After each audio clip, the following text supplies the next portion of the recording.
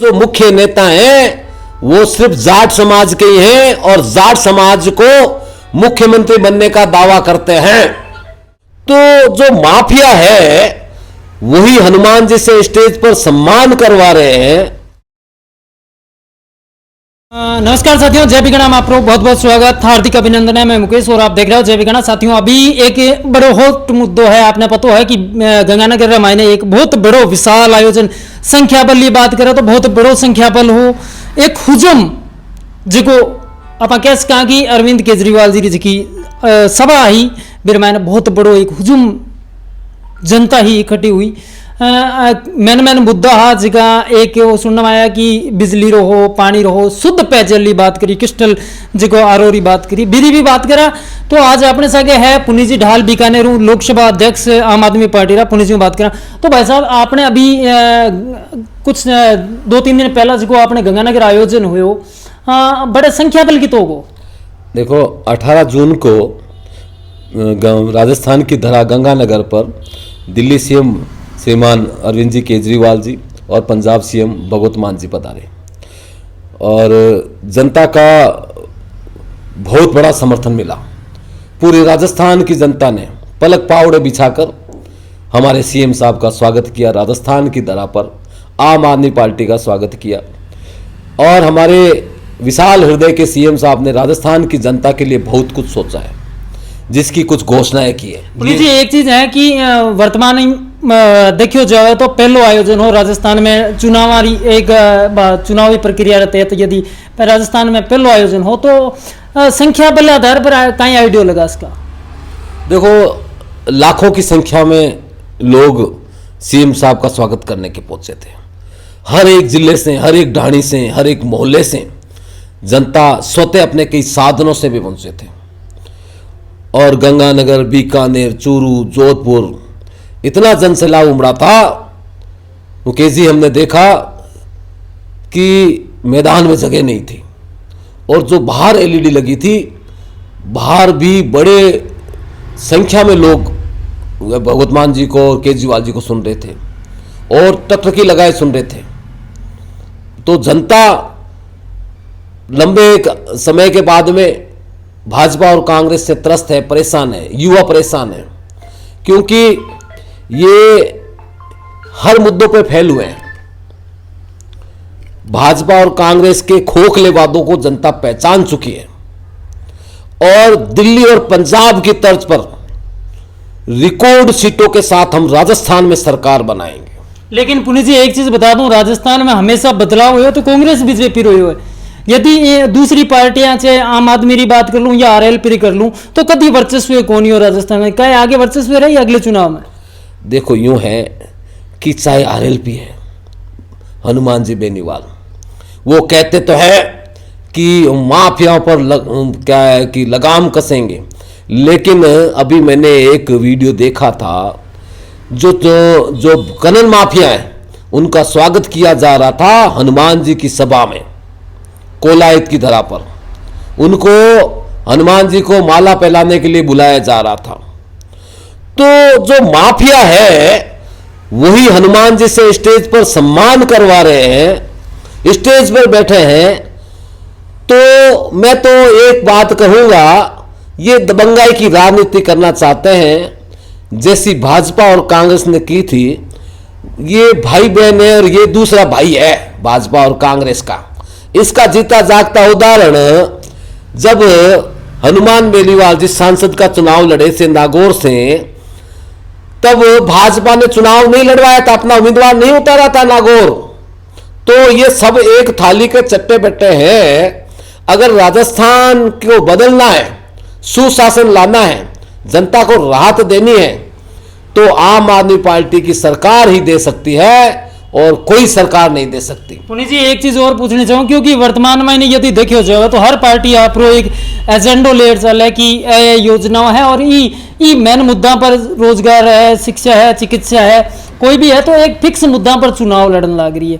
यदि राजस्थान है अभी वर्तमान सरकारी बात करी जाओ तो एक फ्री योजना बहुत सारी लुटाई है, तो आगे जी केजरीवाल सरकार है भाभी कटे न कटे इसी घोषणा में करी।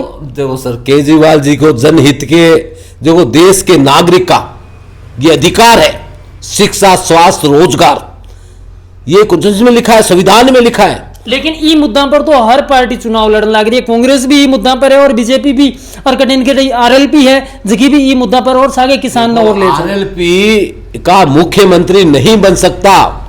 हम जातिवाद पे राजनीति करके लोकतंत्र पे हावी नहीं हो सकते। आप हनुमान जी पे आरोप लगा रहे हो कि हनुमान जी बेनीवाल है वो जातिवाद करते। इनके जो मुख्य नेता हैं वो सिर्फ जाट समाज के ही हैं और जाट समाज को मुख्यमंत्री बनने का दावा करते हैं। लोकतंत्र में हर एक वोटर राजा है और हर जाति समुदाय को 34 कौम को। हम बात करते हैं भगत सिंह की, हम बात करते हैं डॉक्टर भीमराव अंबेडकर की, जिन्होंने संविधान लिखा। तो ये देश, दिल्ली की जनता पूरे देश की राजधानी 3-3 बार पर जिता के पलक पावड़े बिठाया है, बहुत समझदार। पंजाब की जनता, पंजाब के शख्स हर पूरे विश्व में है, पूरे विश्व में देखते हैं पंजाब के लोग, कनाडा है, अमेरिका है, वहां जैसे बुद्धिजीवी लोगों ने भी 92 सीटें देकर रिकॉर्ड मतों से आम आदमी पार्टी की सरकार बनाई। तो वैसे ही समझदार जनता, राजस्थान की जनता रिकॉर्ड मतों से आम आदमी पार्टी की सरकार लाएगी और वोटर उत्सुक है, चुनाव के वोट का इंतजार कर रहा है कि कब हमें वोट जाने का मौका देने जाने का मौका मिले और इन दोनों भ्रष्ट पार्टियों को, युवाओं के भविष्य से खिलवाड़ करने वाली पार्टियों को तख्ता पलट करके हम इनको आईना दिखाएं। पुनीत जी एक चीज है, मैं जगह आपने 18 तारीख ने जो एक आयोजन हो केजरीवाल जी गंगानगर फिर मैंने एक तो जो शुद्ध पेयजल बिर वास्ते एक घोषणा रो जो मैं सुनो और बिर अलावा जी बिजली है फ्री करनी कटेन कटी बात करी। तो ऐसी की घोषणा में चुनाव के बाद कहीं 100% लागू करी? ये 100% नहीं, लोग 100%, हम कह रहे हैं 1000%, और हमने करके दिखाया है। हमने सिर्फ अशोक गहलोत जी की तरह सिर्फ पोस्टर नहीं लगाए, हमने मोदी जी की तरफ सिर्फ चुनावी वादे 15 लाख के नहीं किए, हमने जो जो वादे किए थे वो पूरे किए हैं। फ्री वाईफाई, फ्री महिलाओं को बस सुविधा और 300 यूनिट बिजली का वादा हमने राजस्थान की जनता से किया है। और राजस्थान की जनता, राजस्थान मरुस्थल प्रदेश है, शुद्ध पेयजल से लंबे समय से परेशान थी। हमारी सरकार नहीं बनी, फिर भी हमारे सीएम साहब ने बुड्ढा नाला को साफ करने के लिए 600 करोड़ बजट की घोषणा गंगानगर की धरा पर कर दी, राजस्थान पधारते हुए।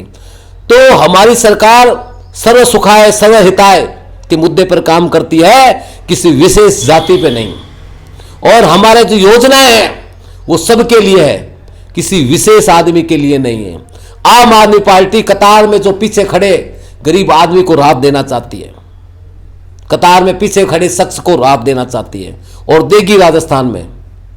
पुनीत जी एक बीकानेर आप लोकसभा अध्यक्ष और बीकानेर लोकसभा की यदि बात करी जाओ तो काफी विधानसभा क्षेत्र है, तो कितो आइडिया है कि आप लोकसभा जी विधानसभा सीटें हैं जी आम आदमी पार्टी निकल आए? हम पूरी ताकत के साथ, मैं अपनी लोकसभा की बात करूं तो चुनाव लड़ेंगे। हमारे कार्यकर्ता घर घर गली गली जाकर आम आदमी पार्टी का झंडा बुलंद कर रहे हैं, नारा बुलंद कर रहे हैं।